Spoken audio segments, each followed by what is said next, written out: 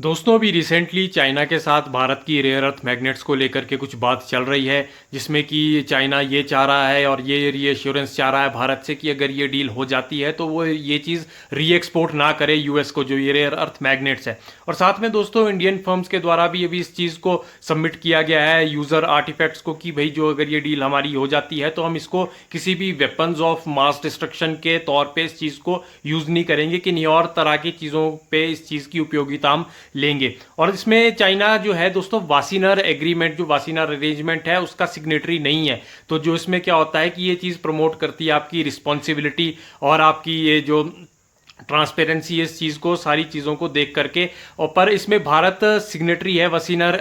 Agreement का, जिसमें कि 42 कंट्रीज और भी इसमें सिग्नेटरी है। और फिर द्वारा द्वारा अब चाइना के द्वारा ये चीज़ और ये बात की जा रही है कि जो रेयर अर्थ मैग्नेट्स हैं इसमें जो है भारत किसी भी तरह से अगर ये डील होती है तो यूएस को ना जाए, क्योंकि यूएस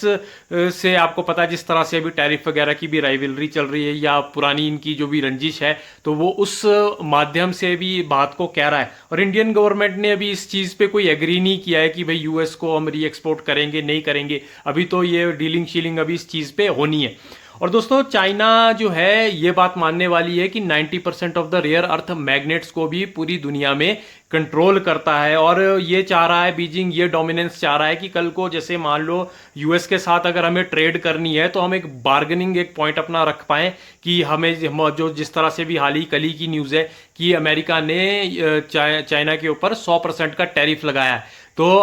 चाइना ये चाह रहा है कि अगर मेरे पास ये 90% का रेयर अर्थ मैग्नेट्स है और यूएस को और वेस्टर्न कंट्रीज को अगर इसकी कल को ज़रूरत पड़ेगी, क्योंकि पड़ेगी, बहुत सारी चीज़ों में इस चीज़ की उपयोगिता आती है। और जैसे मैंने बताया कि 90% से ज़्यादा चाइना के पास है, तो कहीं ना कहीं इस चीज़ को बार्गेन करके वो अमेरिका को कहीं ना कहीं थल्ले लगाने का प्रयास करेगा और एक टेबल पे ला करके टैरिफ वॉर को एग्जीक्यूट करने की बात होगी। दोस्तों इसमें जो इंडिया जो जिस चीज़ को जैसे मैंने आपको बताया कि जिस चीज़ में ये उपयोगिता होगी इंडिया की जो रेयर अर्थ मैग्नेट्स है, इसमें आपका जैसे कि जो हमारे इलेक्ट्रिकल व्हीकल्स जो बनाने वाले हैं, जो इक्विपमेंट्स है, जो इस तरह की फर्म्स है, वो लार्जेस्ट इस चीज़ की कंज्यूमर है। जैसे कि आपका एरोस्पेस है या बहुत सारे डिफेंस के इक्विपमेंट्स है, वो भी आपका इस चीज़ को लेकर के जो रेयर अर्थ मैग्नेट्स है इसकी उपयोगिता इन चीज़ों में बहुत ज़्यादा पाई जाएगी। और दोस्तों इसमें आप ये चीज़ देखो कि जो चाइना है वो इसका सप्लाई जो है रेयर अर्थ मैग्नेट्स का, वो अभी भारत के साथ जब ये डीलिंग हुई है चाइना की, तो ये जो एससीओ समिट सितंबर में हुआ ये इसके बाद डीलिंग हुई है। क्योंकि आपको पता है जैसे कि गलवान क्लैश हुआ था 2020 में, जिसमें कि लद्दाख में जो डेप्सांग प्लेन्स वगैरह इधर जो भी हुआ था, तो इसके बाद 5 साल तक चाइना से हमारा बहुत सारा ट्रेड बैन हुआ। जैसे कि आपको पता है कि यूएस के द्वारा भी प्रेशर पड़ा 50% टैरिफ का, तो भारत ने कहीं ना कहीं अपनी फॉरेन पॉलिसी को सॉफ्ट करा है चाइना के प्रति, और चाइना ने भी अपनी फॉरेन पॉलिसी भारत पे भी इंटरेस्टेड देखी है। जिस तरह से क्या हुआ था कि आपका जो ट्रैवल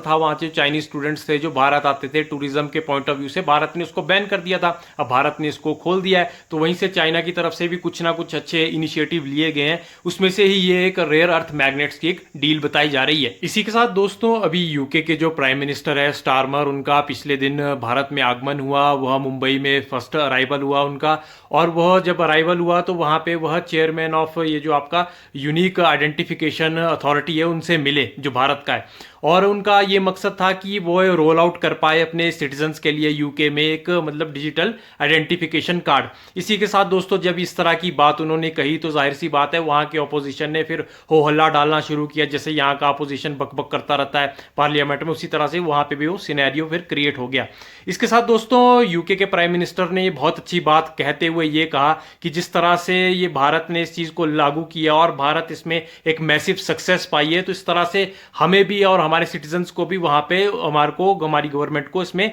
एक मैसिव सक्सेस मिल पाएगी। मतलब एक आधार कार्ड की तरह एक वहाँ पे एक डिजिटल अपने सिटीजन्स के लिए कार्ड वहाँ पे भी वो लागू करना चाह रहा है, इतना पसंद आया है इन्हें। और दोस्तों जो लास्ट मंथ जो स्टारमर है उन्होंने अपने ब्रिटिश सिटीजन्स को और वहाँ के जो परमानेंट रेजिडेंट्स है उनको ये चीज़ मैंडेटरी करने की उन्होंने वहाँ पे बात की, और कहा कि अगर ये चीज़ मैंडेटरी होगी और जब सब लोगों का ये चिन्हित किया जाएगा तभी आपको वहाँ पे वर्क करने का एक परमिट मिल सकेगा उन्हीं को। और ये चीज़ रिड्यूस करेगी जो वहाँ पे अनऑथोराइज्ड इमिग्रेशन हो रहा है, जैसे जो अप्रवासी मजदूर है, अप्रवासी जो वहाँ पे आ करके ऐसी बसरे जो डंकी मार के आते हैं इलीगली, उनको ये फिल्टर आउट करेगी पूरी तरह से, और इस चीज़ में बहुत ज़्यादा ये सहायक रहेगी। दोस्तों ये जो डिजिटल आईडी है ये उन सिटीजन्स का जब बन जाएगा वहाँ पे, तो ये उनके हेल्थ केयर, वेलफेयर और मतलब पब्लिक सर्विसेज और चाइल्ड केयर जितनी भी मतलब पॉलिसीज है वो फिर उन्हीं लोगों के लिए वहां पे लाभान्वित होगी। इन्होंने भी देखा होगा कि भारत में ये आधार कार्ड वगैरह का किस तरह से सिस्टम अच्छे से चल रहा है, अच्छे से लोगों की एक आइडेंटिफिकेशन की जा रही है। तो भारत ने भी कहीं ना कहीं जो ये अप्रवासी है, जो इलीगल माइग्रेंट्स हैं, इनको धीरे धीरे बाहर निकालने का प्रयास शुरू किया, असम से भी और जगह से भी, दिल्ली के कुछ इलाकों से भी। ये भी चला हुआ भी बहुत लंबा प्रोसेस है। तो वहां का भी यूके भी इस तरह से बुरी तरह से ग्रसित है, जो वहां पे ये जो वायलेंस है, स्ट्रीट वायलेंस है और अन्य तरह की जो गलत क्राइम्स होते हैं, तो वहां पे इन अप्रवासियों की वजह से ही होते हैं, जो इलीगल माइग्रेंट्स है। तो कहीं ना कहीं भारत का ये सिस्टम देख करके वहां का यूके का प्रेसिडेंट, प्राइम मिनिस्टर भी बहुत इस चीज को लग रहा है उनको कि इसमें फायदा होगा, और वो चीज वहां पे भी अब लागू करने की बात कर रहे हैं। और अच्छी बात है, करेंगे तो भी उनका देश बसेगा, नहीं तो इलीगल माइग्रेंट्स जैसे जैसे वहां पे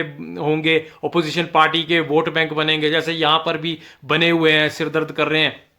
मेजॉरिटी ऑफ दी जो लोग हैं हमारे यहाँ पे। वैसे ही वहाँ पे भी आपने भी रिसेंट प्रोटेस्ट देखा कि पूरा एक जो ब्रिज है लंदन का, वहाँ भरा हुआ था उनके जो लोकल लोग हैं उनके द्वारा कि भाई इनको बाहर निकाल लो, ये यहाँ पे क्राइम कर रहे हैं, इस तरह की चीज़ें कर रही है। तो गवर्नमेंट भी फिर कहीं ना कहीं इस तरह का इनिशिएटिव लेती है। डेमोक्रेसी में यही है ना कि आप लोग आवाज़ उठाएंगे, लोग इकट्ठे होंगे, एकत्रित होते हैं, तो फिर सरकारें भी हिलती है। तो वहाँ पे भी सर इस तरह से सरकारें हिली, और ये जो आधार कार्ड जो यहाँ परमानेंट रेजिडेंस का ये जो मेथड है, ये उनको इतना पसंद आया कि अब ये यूके में भी अब लागू करेंगे, और बाकी अन्य यूरोपीय देशों में भी शायद ये लागू होगा इस तरह से। तो मैं ये सोचता हूं अगर ये इस तरह से होगा आने वाले समय में, तो ये एक बहुत अच्छा स्टेप है वहां के लिए। भारत के लिए तो खैर है ही, भारत में तो काफी पहले से ये चीजें लागू हुई हैं। धन्यवाद।